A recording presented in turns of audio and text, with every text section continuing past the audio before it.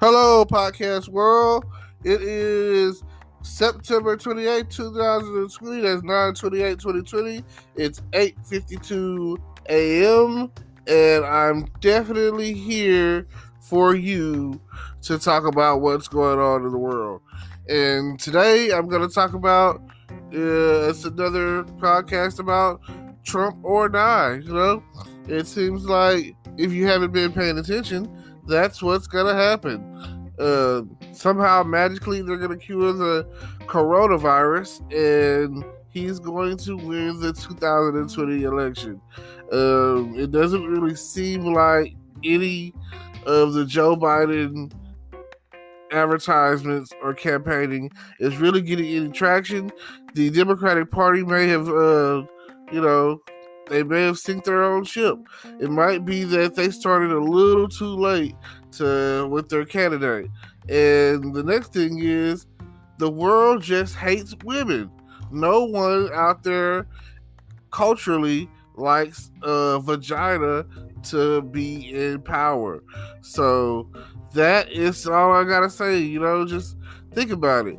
Even in a lot of religious beliefs or whatever, they don't believe that women should be in authority. And since he has a woman as his co-runner, as his vice president, as his VP, that is part of an issue for some people. So, and you've seen how it went for Hillary. They trashed her in every form and way they could for Trump. So at this point right now, you have to look at it from the standpoint of Trump or die. And that's what's going to end up happening. The Republican Party has always got tricks up their sleeve. I've seen some of the campaigning done on the Trump behalf for the Republican Party, and it just blows my mind.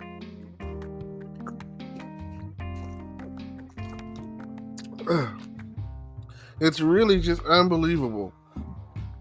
Like, I say to myself, vote young. Vote for the youngest candidate. And that's never the Republican. Republicans usually pick the oldest fart they can find and, stick them out there and parade them around and be like, oh, make America great again, and, bring back low-key slavery and things like that, and bring back they want things to be like 1955. That's what they want. And for some reason, that's a very pivotal year that even Back to the Future kept going back to it for some reason. So when they say make America great again, they're really talking about the year 1955, the 1950s, where there was just enough freedom, just enough freedom, just enough for the black community and for the female community. And they felt like, well, that's all fine and dandy if that's what if you wanted freedom, that's about as much freedom as you're gonna get. We're just gonna tie you to a tree and let you run around in circles and feel like you got a little freedom. But the actuality of the situation is, you're not free then and you're not free now. The Republican Party is still the stronghold. So I don't have a clue as to why it seems like disasters take place when they're in power, but be prepared for at least another 4 more years of bad weather. If there was such thing as a political groundhog, the Paxton Field would predict that it would be Trump with the win.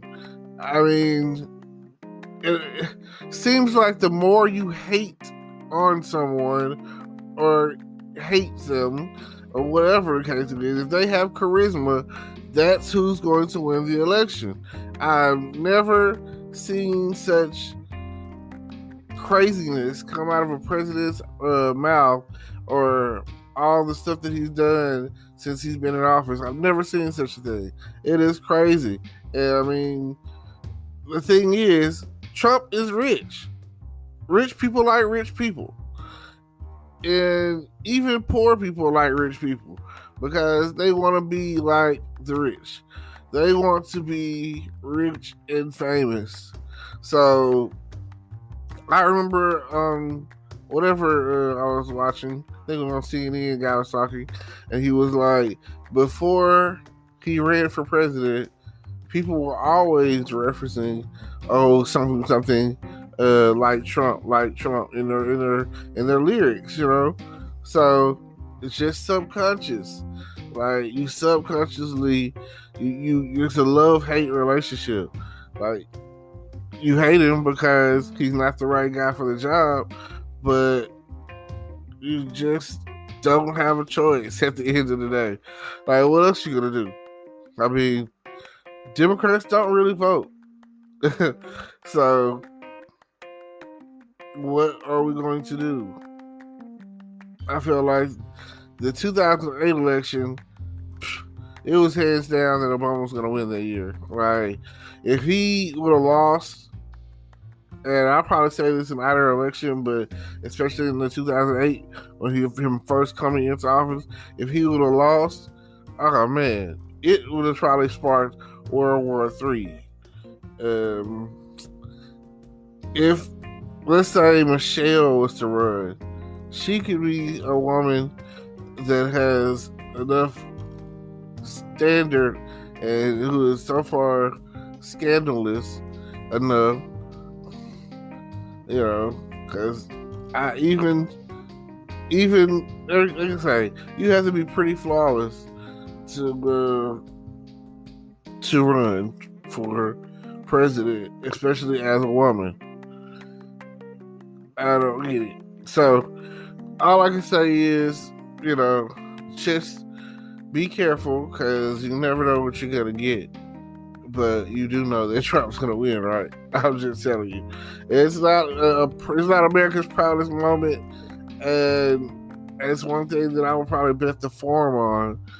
And I hate that to be the case, you know, but I just know, like someone said the other day, they didn't manufacture this coronavirus, COVID-19, whatever you want to call it.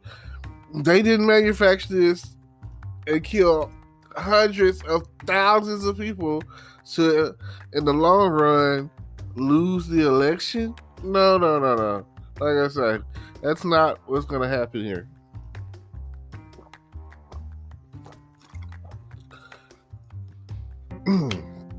Like, people have died for this. So, it's gotten kind of out of hand, probably. But magically, here it is. The election is in like arm's length. And now it's like, oh, you don't really have to wear a mask anymore. Things are getting better. We're this close to having a cure. Trump himself said by a special date in November, wink, wink, there will be a cure. So now it's kind of like they're on a holdout on this whole new stimulus package. So what are we going to do? It's going to affect the way that people vote. I say it all the time. I am a straight ticket Democratic voter. I vote straight Democrat. I don't really care who's on the ballot. I'm not reading that thing. I'm going to the thing and clicking boop, straight Democrat. And it's going to light up on the left, right side, whatever, you know, and it's going to mark straight Democrat. And I'm going to be pretty much done. 2 seconds, you know? And the first thing I do know about that voting straight Democratic is it's gonna be a vote against Trump. It's gonna be a vote against all the other Republicans out there. And my little vote probably won't count for anything, but at least I voted. At least I'm going to vote. So I've never not voted especially in a presidential campaign, or election. Now, at this time, I'd like to say thank you for tuning in. Don't forget to like, comment, subscribe, hit the notification bell, tune into my YouTube channel, check out everything I've got going on down below in my description. And hopefully, feel free to subscribe and donate and just, keep listening. I appreciate y'all. And like I say, maybe this will help and you get out there and vote against Donald Trump. Peace.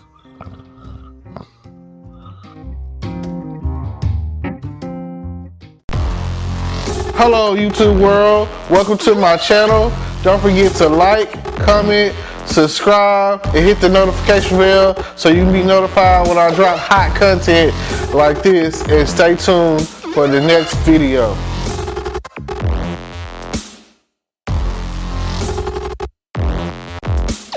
Today is your lucky day. Today is the day that our $3 website works for you, paying you directly to your PayPal daily.